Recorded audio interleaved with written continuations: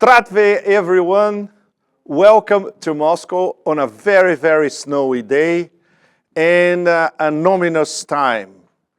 And you're going to see why, because I am extremely privileged to be with my dear friend Larry Johnson online. So we have a special Moscow-Tampa line here at the TAS studio in Moscow on behalf of the, let's put it this way, the international arm of the National Unity Club.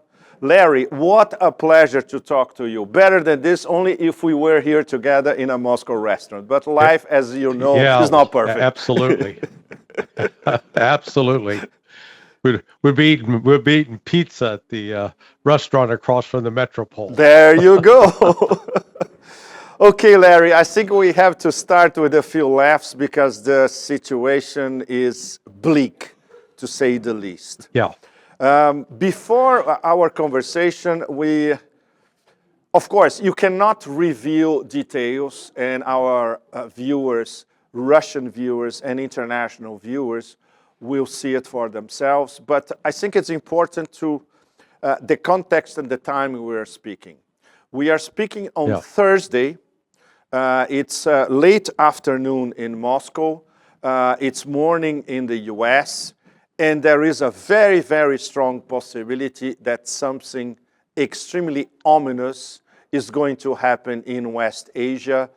Could be this Thursday, could be Friday, but it could be a long, long weekend. So Larry, tell us what are the ominous signs on the horizon that we may be on the eve of, if I can be bold enough to describe it, a suicidal military enterprise by the United States of America. Yeah, brother, that's a good way to describe it. Think of it this way. In the last 4 days, the United States has moved 7 squadrons of F-35s from the United States to we'll call that, East Asia or West Asia. Mm-hmm. There are 24 planes in a squadron. There are a total of 21 to 24 squadrons in the U.S. Air Force, depending on how they count. In other words, the United States has moved 1/3 of its entire Air Force capability into position to attack Iran. On top of that, they have added F-16s and F-22s, all combat aircraft. The military personnel that are involved with these preparations fully believe that they're going to be ordered to attack. This is not an exercise. This is not just a show of force to try to intimidate Iran or coerce Iran into making concessions. This is really predicated, I believe, on disinformation that really is ultimately generated by the CIA. There have been public opinion polls conducted over the internet by a company based in the Netherlands. It's called Ganam, G-A-N-A-A-M. And they're in partnership with a company that has a VPN, virtual private network, out of Canada called Siphon, P-S-I-P-H-O-N. You want to take a guess at who has funded these two organizations? That would be USAID and National Endowment for Democracy. And what their polling shows, what they report is that 80% of the Iranian public wants to get rid of the Islamic rule. They want to overthrow the government. 80%. Now, you and I both have a mutual friend, Nima, and Nima has just been back to Iran. We also know Professor Morandi. Mm-hmm. Well, they tell a radically different story. And in fact, the University of Maryland has conducted polls as well in Iran, and they discovered that it was just the 180-degree opposite of the findings of this U.S. funded outfit. So what that tells me is this has been a deliberate propaganda campaign to convince both the U.S. policymakers as well as the American public that, oh, all we got to do is just get rid of the top leadership and Iran's going to collapse. And they forget what I call the lesson of 9/11. When the United States, prior to the attack on 9/11, there was great division in the United States between Republicans and Democrats. George W. Bush was not a wildly popular president. After when 9/11 happened, all of a sudden, all those political differences disappeared. Everybody, we were Americans. Well, the same phenomena has happened in Iran as a result of those attacks last June. And then this most recent effort, the outsiders to try to launch a color revolution. And that's the thing that Washington and Trump, they don't understand. So unless Donald Trump, because there are reports that he has been briefed that it's not guaranteed that if we launch this attack, that we will destabilize, will cause regime change. And if he decides that unless he has a guaranteed regime change, then he might call it off. But at this point, I think that is highly unlikely for two reasons.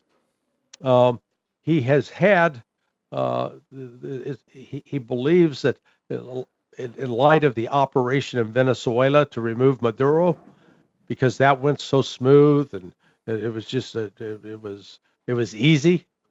I think he's been lulled into belief that he can do this, and the same, the lies that surrounded the U.S. military strike on Iran on June 24th last year, that he really believes that the U.S. has the best military and is invincible and can do anything. And so the combination of that with the disinformation, the lies he's been told about Iran, I think they're going to do it. And you're right to describe it. This will be, this is going to plunge the world to or we'll be standing on the precipice of a global conflagration. Well, Larry, you explained it very well how this is, first of all, a disinformation campaign based on horrible non-information, in fact, to intergalactic levels, not understanding the cohesion of life inside Iran, which is all of us who have traveled to Iran in my case, over the past 3 decades at least. I started going to Iran during the Khatami years. So you learn with every trip the differences, of course, between the north part of Iran and the southern part of Iran, between the big cities and the Iranian hinterland and the countryside. The differences between provinces where you have a substantial Arab-speaking minority, or Sistan Baluchistan in the middle of the desert near Pakistan. If you don't know these differences, and if you don't know how the system in Tehran is perceived by the absolute majority of Iranians, this means that you don't understand how the Islamic Revolution happened. You don't understand why they survived 47 years of maximum pressure by the US and they're still there. Right. Why they managed to have an engineering revolution, a technological revolution, now a connectivity corridor revolution, and why they are a key regional power in Eurasia as a whole, not only in West Asia. As you explained it very well, all these nuances, well, first of all, we know that empires don't do nuance, right? And especially the empire now under Trump 2.0, surrounded by Zionist donors, by zeocons of all stripes, by mega donors and financiers and people who bought his campaign, and of course, the international Zionist system. This is their war. It's not a war of the United States of America, as true Americans know. Exactly. That's why we can, before even if it starts, and according to your best information, it will start, this is political suicide, cultural suicide, geoeconomic suicide, because Iran can paralyze the Western economy if they want it, and they have all the means to do it. Strait of Hormuz, the way they're going to, whichever way they decide to block it, by sea mines, by, actually parking tankers in the actual strait, you name it, it doesn't matter. And of course, all those missiles pointed at sitting ducks of the US Navy, even if they are in the Arabian Sea. If they are in the Sea of Oman, they are all sitting ducks. For the moment, they seem to be in the Arabian Sea, which is 700 kilometers at least from Chabahar or Bandar Abbas. If that happens, I would say it goes off the charts in terms of not only miscalculation, but total misunderstanding, not only of how Iran works, but the global South works. Because Iran is not going to be alone if it is attacked. Well, we heard, like here in Moscow, we hear, of course, in veiled terms, because this is a national security issue, that Russia's got Iran's back. And in China, I was in China 2 weeks ago, the same thing, they say, no, we are supplying them with state-of-the-art intel.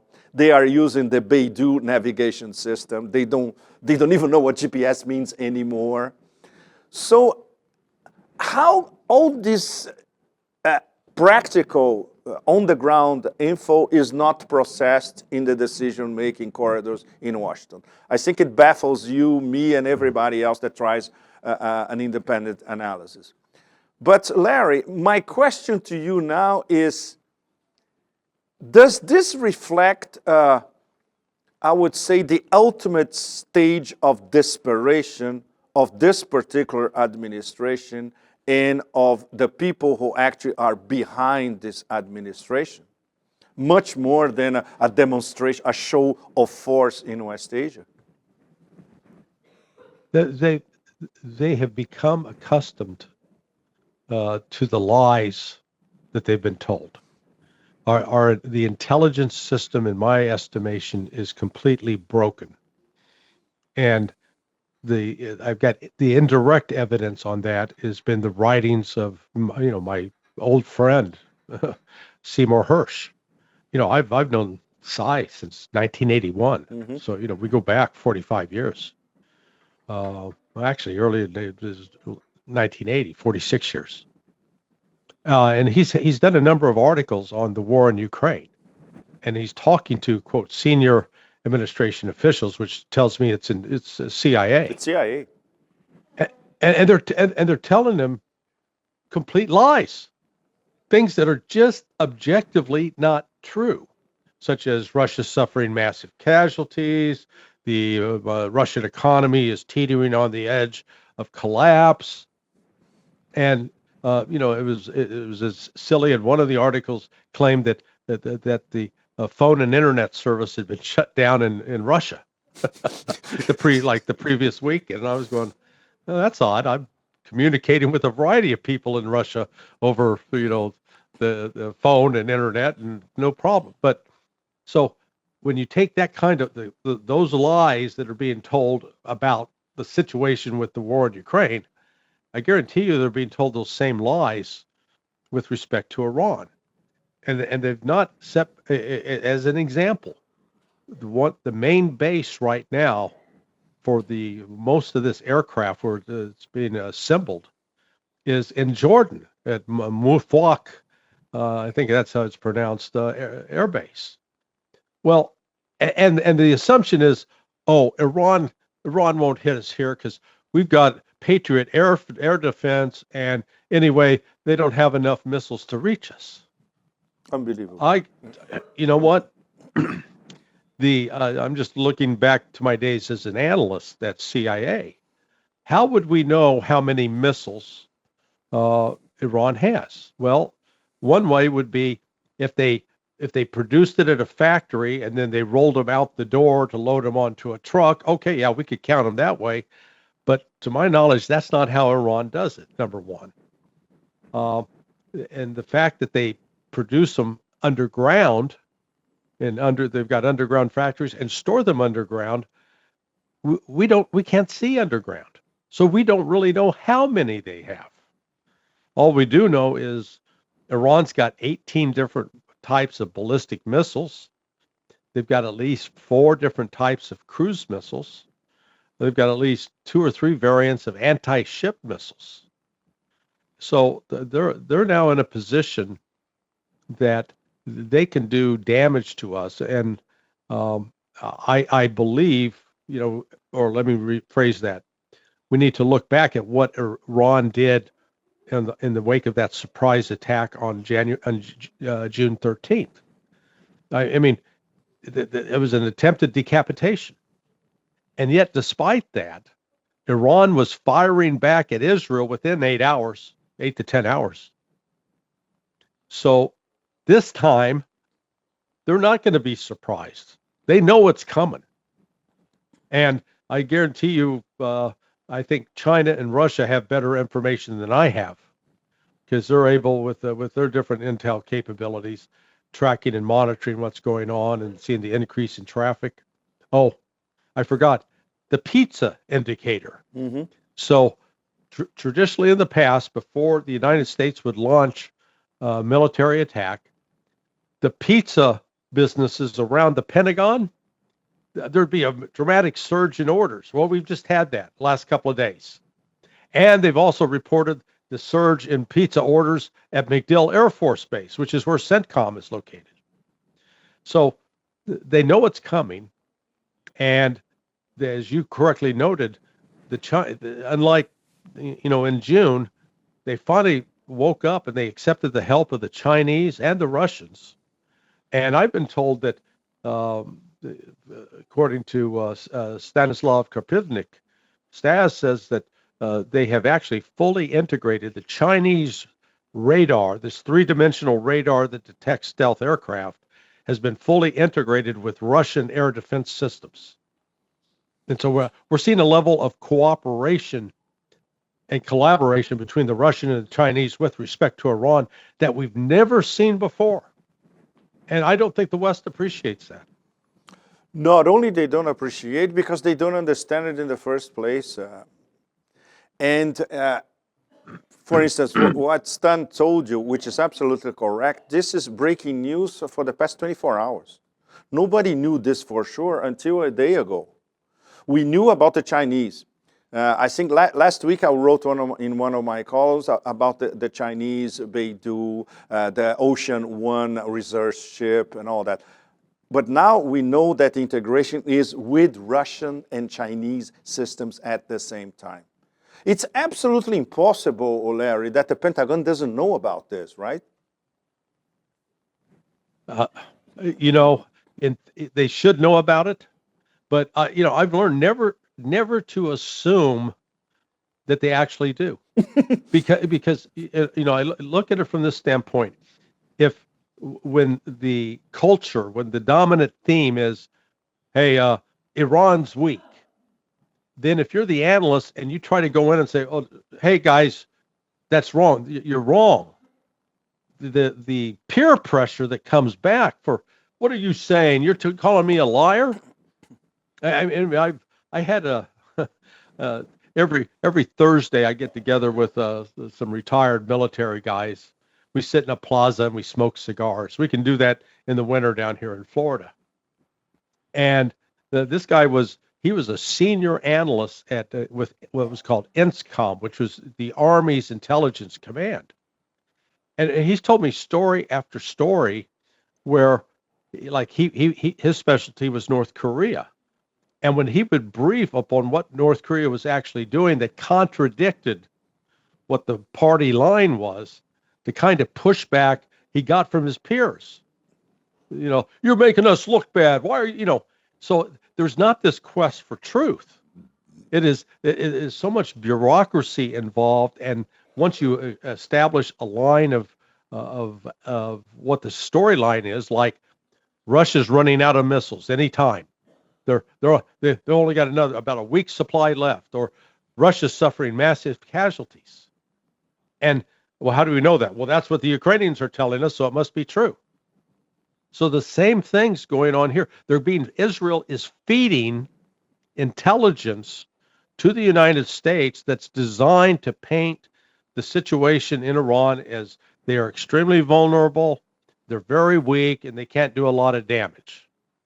And so the United States goes, oh yeah, well, this will be a cakewalk, and it's going to be anything but. I think I do not discount the possibility that once this war starts and Iran begins to destroy Al Udeid Air Force Base in Qatar and the other bases that are in the Gulf, and if they hit the Jordanian base, and as they begin to decimate Israel, and they sink one or more U.S. naval vessels, that within a period of 2 weeks, the United States could see more casualties, more killed in action on the U.S. side than it did in the entirety of the wars in Afghanistan and Iraq.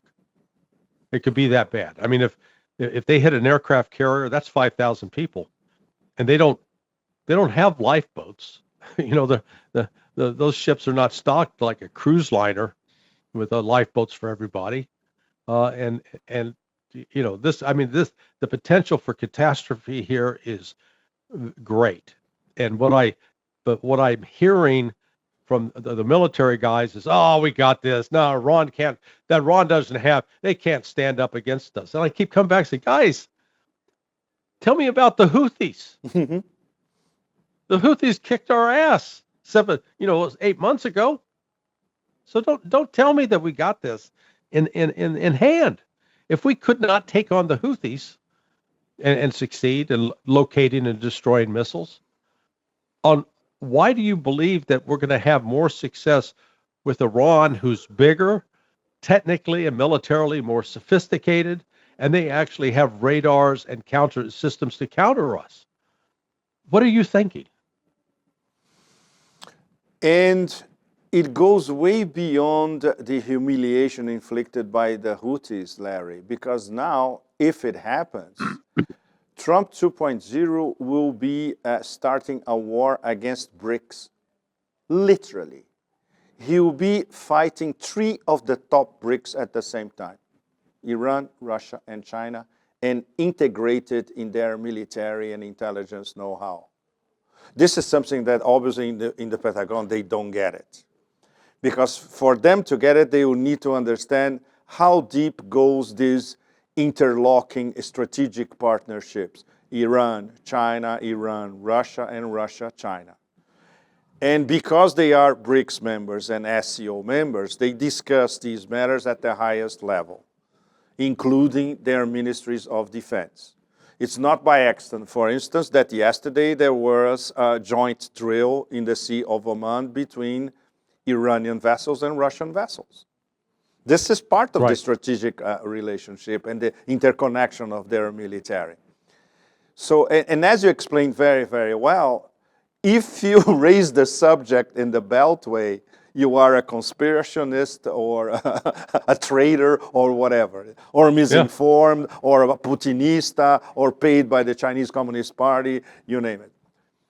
But this big picture element of the United States government launching a war against 3 BRICS at the same time, I think this goes off the charts in terms of dementia. Obviously, they are not calculating anything. They are not calculating consequences. They are not calculating the possibility of a humiliating retreat, which is, according to your scenario that you sketch, in maybe less than 2 weeks, this is what it's going to be in the end.